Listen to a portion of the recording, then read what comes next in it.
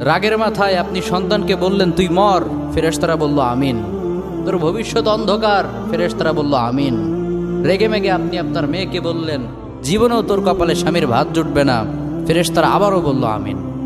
আচ্ছা, আপনি না সেই ব্যক্তি যে তার নিজের জীবনের চাইতেও সন্তানকে বেশি ভালোবাসেন?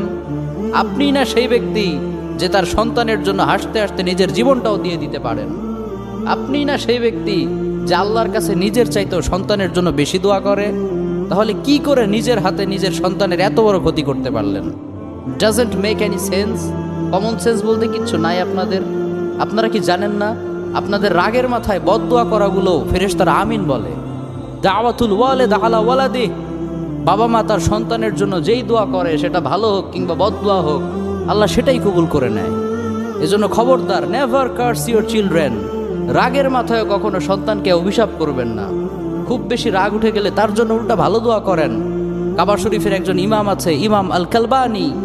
তার মায়ের যখন প্রচণ্ড পরিমাণে রাগ উঠে যেত, সে তার ছোট্ট সন্তানের জন্য দোয়া করে বলতো আল্লাহ তোরে কাবা শরীফের ইমাম বানাক। আল্লাহ ঠিকই তার দোয়া কবুল করেছে। এজন্য খুব বেশি রাগ উঠলে ভালো দোয়া করেন।